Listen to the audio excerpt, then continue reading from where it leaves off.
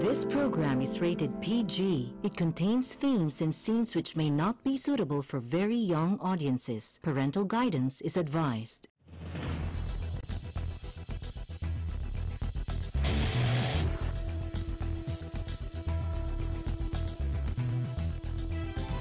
We're working to connect a region of over 600 million bridges between our lands.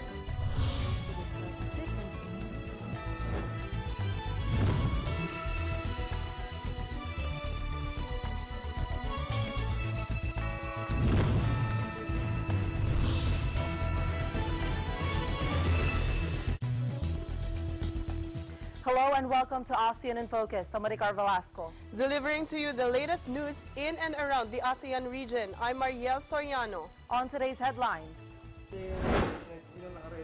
a super typhoon roared toward the Philippines on Thursday, packing fierce winds and heavy rains that are expected to strike the disaster-prone nation at the weekend before moving on to China. Myanmar's de facto leader Aung San Suu Kyi said that two Reuters journalists jailed for 7 years for investigating a massacre in Rakhine State were not convicted because they were journalists, but because they broke the law. Innovations in artificial intelligence technology, coupled with its increased adoption, will have a big impact on the workforce across the Association of Southeast Asian Nations over the next decade, according to a new study by Cisco and Oxford Economics. But before we get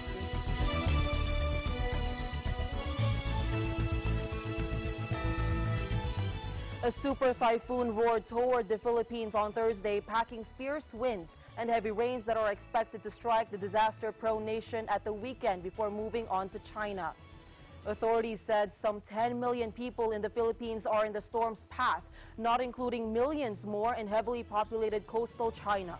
Thousands began evacuating in seaside areas of the northern tip of the main Philippine island of Luzon, where the typhoon Ompong is expected to make landfall over Cagayan on Saturday, September 15, according to the Philippine Atmospheric, Geophysical and Astronomical Services Administration. Pag-asa said significant rains, however, will be experienced in Isabela and Cagayan starting tomorrow, Friday, September 14. Pag-asa said the area that will experience the highest rainfall on that day was Apari. Palawan, Zamboanga Peninsula, Western Visayas, and the National Capital Region may also experience rain starting Friday due to an enhanced southwest monsoon. On Saturday, Pag-asa said the entire northern Luzon, particularly the western section, including Ilocos Region, Ilocos Sur, La Union, and the Cordillera Administrative Region, will experience maximum rainfall because of the typhoon's interactions with mountains. The areas to experience the highest rainfall on that day are Tuguegarao and Baguio. Pag-asa said storm surges were also possible in Isabela, Cagayan, and Ilocos Sur based on historical data. Signal number 1 has so far been hoisted over Batanes, Cagayan, including the Babuyan group of islands, Apayao, Abra, Kalinga, Ifugao, Isabela, Benguet, Quirino, Nueva Vizcaya, Nueva Ecija, Bulacan, Rizal, Laguna, Quezon, including Polillo Islands, Camarines Norte, Camarines Sur, Catanduanes, Albay, Sorsogon, Northern Samar, Burias, and Ticao Islands.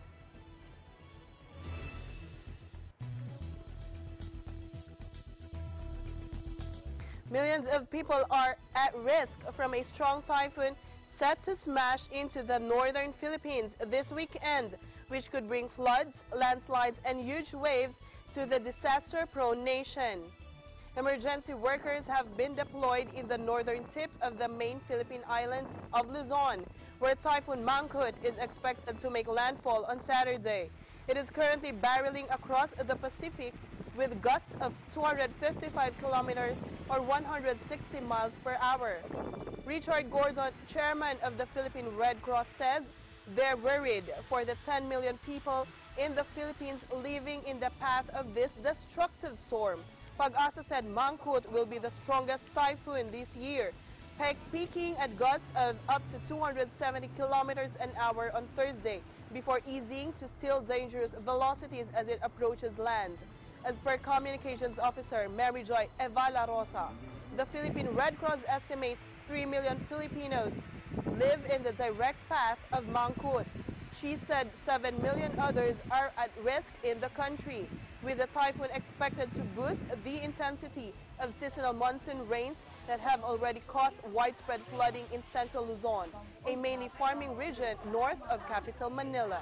Storm surges up to 7 meters or 23 feet are expected to hit coastal areas, while heavy rains could trigger landslides and flash floods. The Civil Defense Office in Manila said towns and cities on Mangkhut's path are preparing government buildings as evacuation centers, stockpiling food and other emergency rations, and preparing rescue teams and equipment. An average of 20 typhoons and storms lash the Philippines each year, killing hundreds of people and leaving millions in near perpetual poverty. The country's deadliest on record is Super Typhoon Haiyan, Philippine name Yolanda, which left more than 7,350 people dead or missing across the central Philippines in November 2013. In connection to this, the Department of Foreign Affairs sent out its concern to the 150,000-strong Filipino community in Virginia, North Carolina, and South Carolina who will be affected by Hurricane Florence. Ambassador to the United States Jose Manuel Romualdez informed that the Philippine Embassy will continue to monitor developments and coordinate with the Filipino community in these areas. In a statement, the DFA advised the Filipino community there to make the necessary preparations and follow the advice of local authorities. Up to 1.7 million people are under voluntary or mandatory evacuation orders, and coastal residents were frantically boarding up homes and businesses and hitting the road on Wednesday as the storm approached. Florence is forecast to dump up to 3 feet of rain in some areas after it makes landfall in North and South Carolina. Earlier, South Carolina Governor Henry McMaster warned residents that time is running out to leave. Because time is running out to leave. At some point, the lane reversals will be reversed themselves. At some point, the rescuers will not be able to rescue because they too will have to take shelter.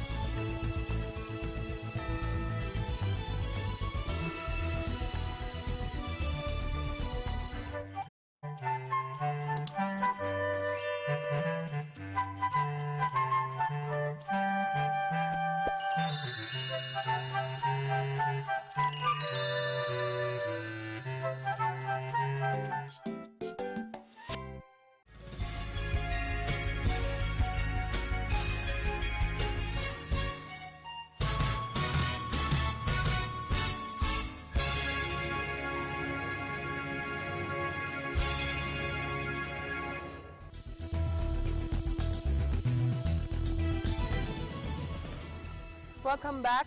President Rodrigo Duterte and United States Ambassador to the Philippines, Sung Kim, had a meeting on Tuesday, September 11.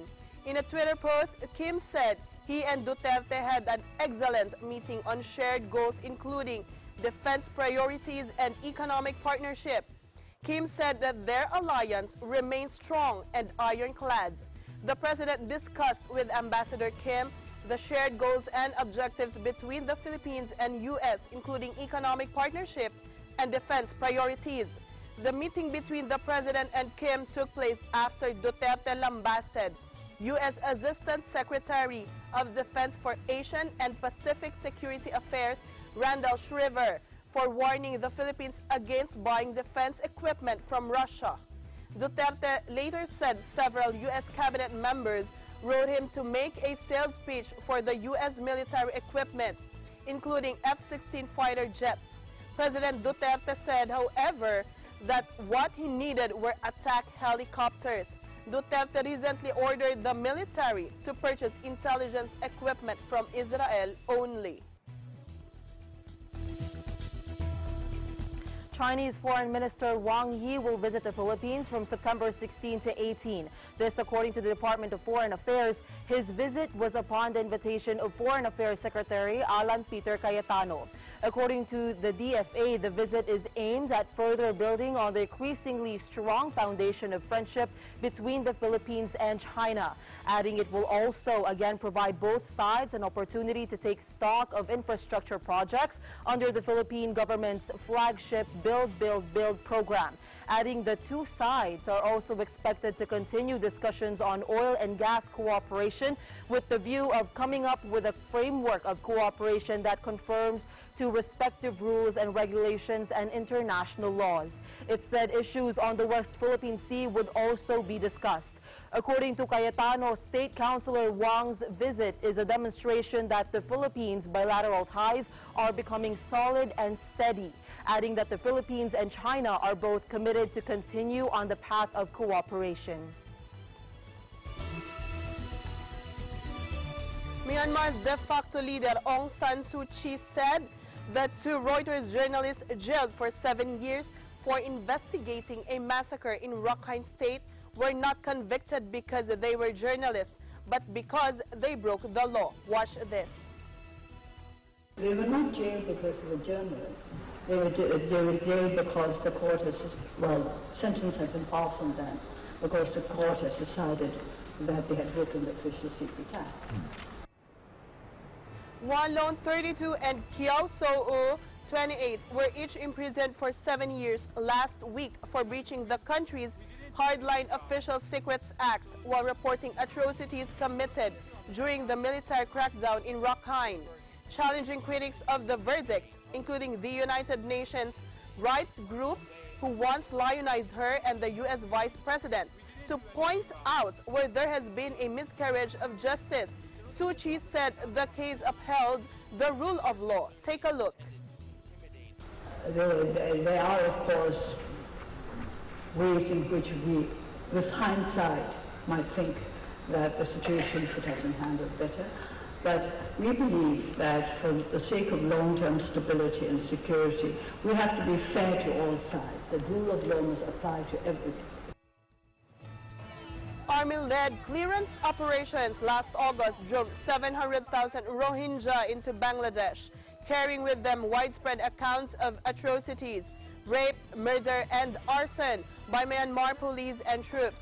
The Reuters reporters had denied the charges, insisting they were set up while exposing the extrajudicial killing of 10 Rohingya Muslims in the village of Indin in September last year. Laos Premier says the communist country will press on with its ambitious hydropower strategy after a dam collapse killed dozens, but vows to intensify scrutiny on lucrative mega projects. Watch this. ต่อไปนี้การสร้างเขื่อนไฟฟ้าอยู่ลาวต้องได้รับการศึกษาให้ถี่ถ้วนที่สุดใช้นักวิทยาศาสตร์นักเทคนิคนักออกแบบจากสากลมาคำนวณให้ดีที่สุดถ้าสร้างขึ้นแล้วต้องรับประกันบ่ให้มีการแตกหักบ่ให้มีการ An official tally given by Laos' secretive government said 35 people died in the collapse of the Sepian Senam Noi Saddle Dam, a Korean-built structure which had not yet been completed. However, testimony from locals suggests the toll may be much higher, with several villages swept away and buried under thick mud. Since the disaster, Laos has suspended all new dam projects while ongoing hydropower projects will be inspected. จะสร้างเขื่อนไว้ในลาวก็ตามถ้าว่าเป็นแม่น้ำระบางสาหรือว่าเป็นแม่น้ำที่ใหญ่ที่มันมีผลกระทบนั้นต้องได้รับการศึกษาค้นคว้าร่วมกันกับบรรดาประเทศลุ่มแม่น้ำคลองก็คือองค์การจัดตั้งต่างๆที่เกี่ยวพันกันเรื่องนี้แม้องค์การแม่น้ำคลองสากลเป็นใจกลางในการศึกษาลาว บ่สามารถเป็นแบตเตอรี่ของเอเชียได้ย้อนว่าความสามารถที่การพัฒนาพลังไฟฟ้าดูลาวนะมันอาเทียบจากความต้องการของบรรดาประเทศอาเซียนก็คือประเทศองค์การนี่มันเพียงแต่น้อยเดียวเท่านั้น For the past decade, Laos has been on a dam building spree in an effort to provide electricity to its people and sell power to its Thai, Cambodian, and Vietnamese neighbors. Sitting beside Thong Luan Sisuolith was Cambodia's Premier Hun Sen, who called for more cross-border disaster management. The Atapu Dam collapsed in July sent floods of water downstream to northeastern Cambodia that left villages inundated. One Korean firm involved in the project, SK Engineering Construction, said it was investigating the cause of the dam break and would donate $10 million in relief aid.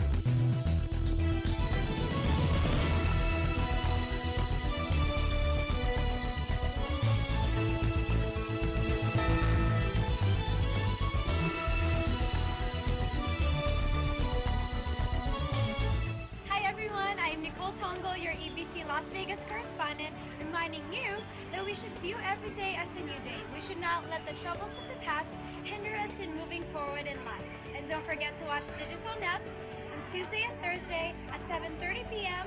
only on Net 25. Again, I am Nicole Tongo and I am one with 25.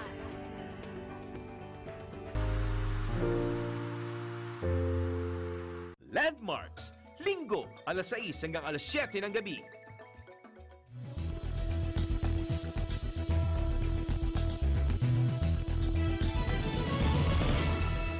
Welcome back. China's vice premier warned Wednesday that protectionism from individual countries poses a serious hazard to global growth in an apparent reference to the U.S., which has imposed tariffs on Chinese goods worth $50 billion, with more threatened.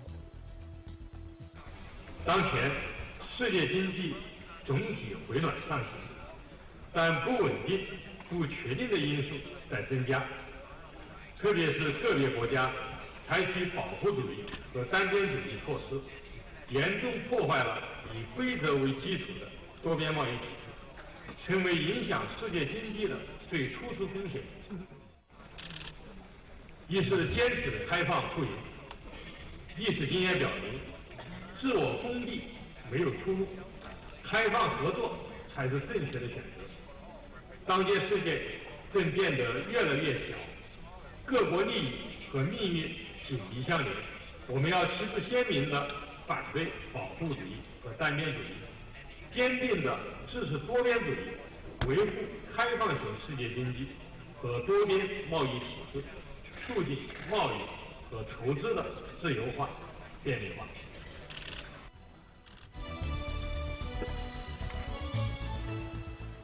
Meanwhile, President Joko Widodo also spoke at the World Economic Forum ASEAN 2018 meeting in Hanoi, and he discussed the growing economic threats facing the globe caused by mounting trade wars.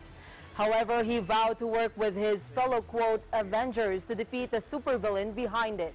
Similar to a speech he gave at the ASEAN meeting in May, in which he referenced House of Cards, the Indonesian leader once again used pop culture to capture the interest of an international audience, this time by comparing the trade wars spurred by U.S. President Trump's tariff policies to the summer blockbuster Avengers Infinity War.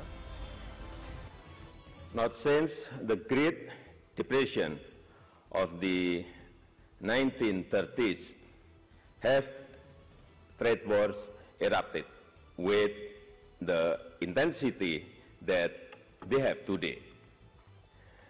But rest assured, I and my fellow Avengers stand ready to prevent Thanos. Thanos is inside all of us. Thanos is the misguided belief that in order us to succeed, others must surrender. He is misperception that the rise of some necessarily mean the decline of others. Indonesia is currently weathering a major slide in the value of the rupiah, which some analysts attribute to instability in the currency market caused in large part by the growing U.S.-China trade war. The rupiah's weakness is already being used by Jokowi's political opponents to attack him ahead of the 2019 presidential election.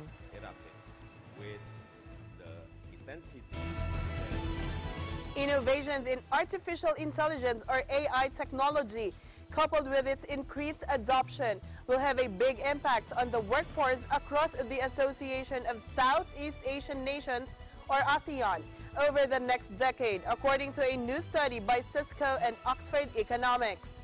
Titled Technology and the Future of ASEAN Jobs, the study claims that innovations in digital technology will present big opportunities for ASEAN economies to boost their productivity and prosperity.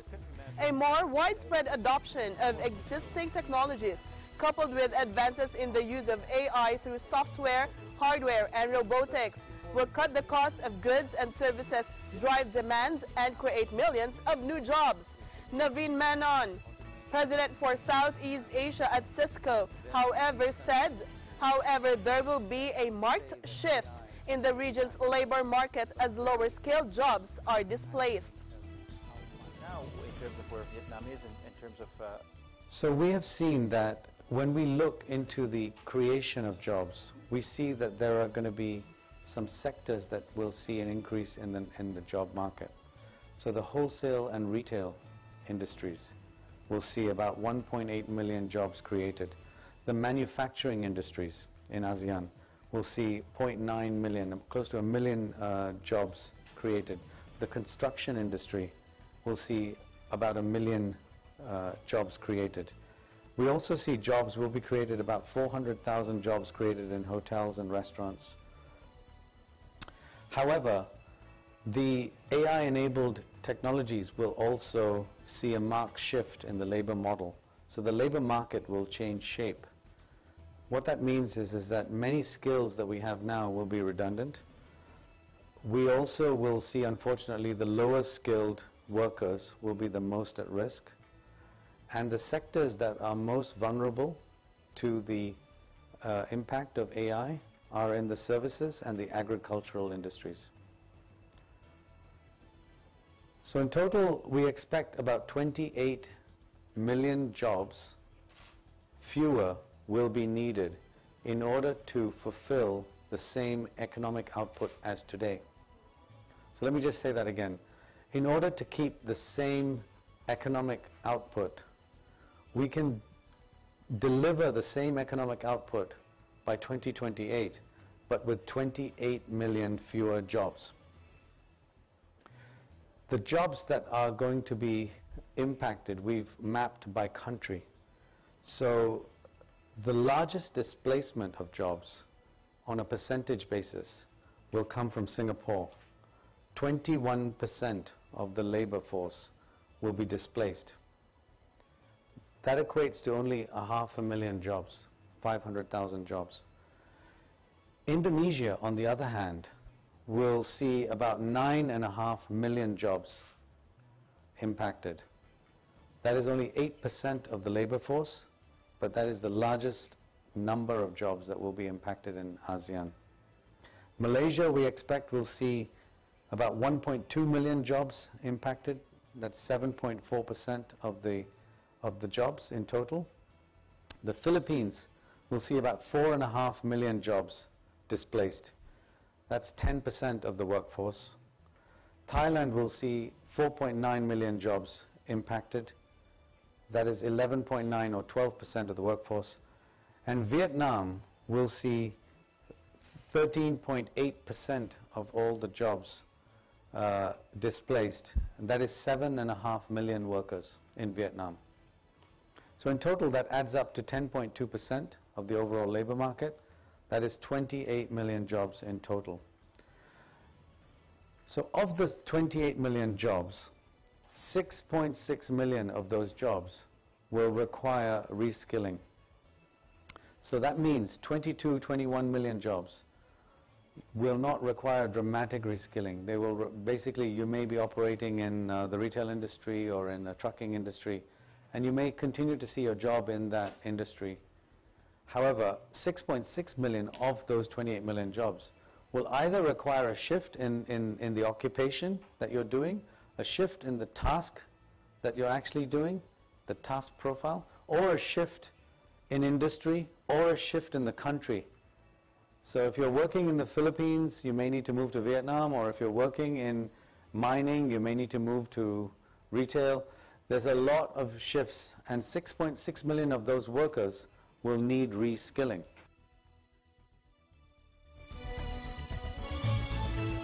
Happy birthday to Attorney Emmy Canicosa and Miss Eva Esquivel. And that is the latest news in the Southeast Asian nations. I'm Mariel Soriano. Stay updated about the ASEAN region. I'm Maricar Velasco. And we are one with 25.